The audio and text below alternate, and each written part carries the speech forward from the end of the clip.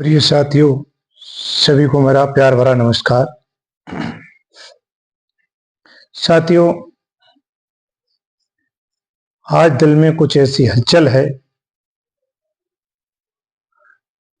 कि सोच करके ऐसा लगता है कि हमारे प्रदेश में, हमारे देश में अब क्या होने वाला है। हम ये देख रहे हैं कि विगत कई वर्षों से देश के अंदर ऐसी हवा चल रही है जिस हवा की वजह से चारों तरफ का वातावरण एक ऐसे माहौल में बदलता चला जा रहा है जहां सच को कह पाना बहुत मुश्किल हो रहा है। अगर कोई सच बात कहता है तो एक समुदाय इस तरीके से टूट पड़ता है जैसे वही इस देश को चलाने वाले हैं, वही सबको खिलाने वाले हैं, वही कमाने वाले हैं और अन्य जनता इनके सामने कुछ भी नहीं है। वो जो कह दें वही सच है। किसी एक शायर ने लिखा भी था, तो पंक्तियां हमें याद आती हैं कि लश्कर भी तुम्हारा है, सरदार भी तुम्हारा है, तुम झूठ को सच लिख दो, ये अखबार भी तुम्हारा है, तुम जो कहो वो सब सच, हम कहें वो झूठ, मुल्क में नफरत का ऐसा तूफान मचा डाला है, ऐसा तूफान मचा डाला है। आज स्थिति यह है कि आज हम ये देख रहे हैं कि हमारा ये प्रदेश, ये देश कहां जाने वाला है। जैसा कि अभी आपने देखा हो, सुल्तानपुर में डकैती पड़ी। डकैती पड़ने के बाद जो कार्य पुलिस का होता है वो पुलिस को अपना कार्य करना चाहिए और वो किया, लेकिन जो हमारी रक्षक है वही भक्षक बन जाए या हमें गलत दिशा में ले जाए तो ये कहां की इंसानियत है। आप ये देखिए कि जिस व्यक्ति को पुलिस ने पकड़ा, उसके घर वाले कह रहे हैं कि 3 दिन पहले मेरे घर से पकड़ करके ले गए। उसको पुलिस एनकाउंटर में दिखाती है और फिर सबसे बड़ी बात यह है कि जब एनकाउंटर हुआ तो उसमें जो वहां का जो डीएसपी है वो अपने आप को दिखाता है कि मैंने पहले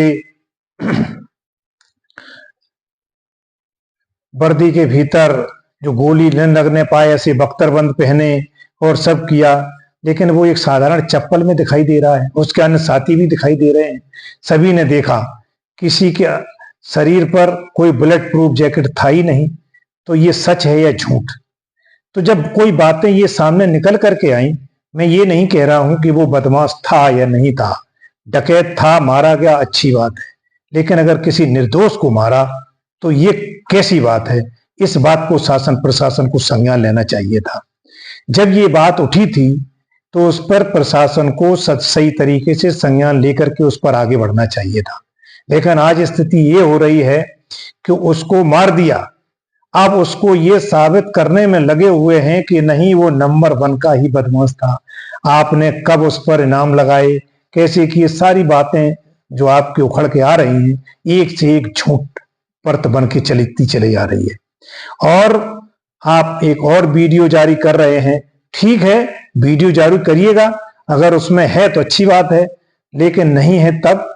लेकिन वही बात है जो अभी पंक्तियां सुनाई थी कि आप सत्ता में हैं कि तो कुछ भी कहें, कुछ भी करें, ये गलत बात है। इससे मेरा हृदय जो कांप रहा है, इस बात से कांपता है कि आने वाला समय कैसा आएगा, क्योंकि जब झूठ पर झूठ, परत पर दर परत इसी तरीके से लगाई जाती रहेगी तो आम जनमानस में क्या संदेश जाएगा और आने वाली पीढ़ियां क्या लेकर रहेंगी। आज सत्ता आपकी है, कल सत्ता किसी दूसरे की आएगी, क्या यही होता रहेगा? समाज के अंदर ऐसा ही कीचड़ उछलता रहेगा, ऐसे ही निर्दोष लोगों को मारा जाएगा। आज आपने मारा, कल दूसरे मारे, कल तीसरे मारे, यही होता रहे, ये गलत है। इस पर सही तरीके से जांच की जानी चाहिए और सही तरीके से उस पर संज्ञान लेना चाहिए। एक अच्छी सरकार का उत्तरदायित्व बनता है और अच्छी सरकार तभी मानी जाती है जब वो सरकार सही निर्णय ले। जब सरकार गलत दिशा में निर्णय लेने लगे, गलत दिशा में लोगों को उकसाने का काम करने लगे, अपनी बाहीवाह लूटने के लिए, चाहे जितने भी निर्दोष मारे जाएं उनकी बात न करे, तो ये सरकार निकम्मी सरकार कही जाएगी, कोई भी सरकार हो। और आने वाला समय, ऐसा समय आने वाला है कि जो आप उसको संभाल नहीं सकते, हम उसको संभाल नहीं सकते, क्योंकि जनता के बीच में वो नफरत के बीज बोए जा रहे हैं। जिन बीजों जो उग रहे हैं, वो बीज ऐसे उग रहे हैं कि नफरत ही नफरत पैदा होगी। तो उस नफरत को न फैलाएं, जबकि आप अपने आप को ये साबित करना चाहते हैं कि हम ही एक ऐसे हैं जो देश को चला सकते हैं, हम ही एक ऐसे हैं समाज को आगे बढ़ा सकते हैं, फिर आप ये नफरती बीज क्यों बो रहे हैं?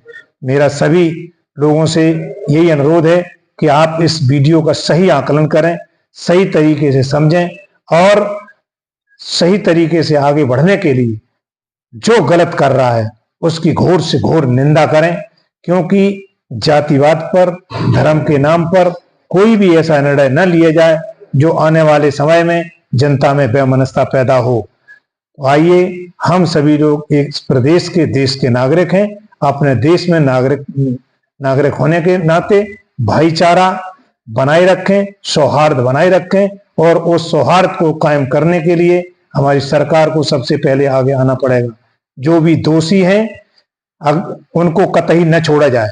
मैं तो ये साफ कहता हूं, अगर ये एसटीएफ वाले अगर दोषी हैं तो इनको भी वही सजा दी जाए जो उस इनकाउंटर में उस निर्दोष को सजा दी गई है। कहीं भी किसी भी तरीके से न छोड़ा जाए, जिससे कि हमारा समाज ये गलत कार्य करने में आगे न बढ़े। यही मेरी आकांक्षा है, प्रबल इच्छा है, और सभी लोगों से मेरा कहने का एक आग्रह यही है कि सभी लोग इन बातों को समझें कि हमें कहां पर धकेला जा रहा है। अगर यही स्थिति रही तो समाज के अंदर अराजकता पैदा हो जाएगी। उस अराजकता को पैदा न होने दें। मेरी अगर इस बात से सहमत हैं सभी लोग तो मेरे इस चैनल को सब्सक्राइब करें, लाइक करें। इन्हीं शब्दों के साथ मैं अपनी बात को समाप्त करता हूं। जय हिंद, जय भारत।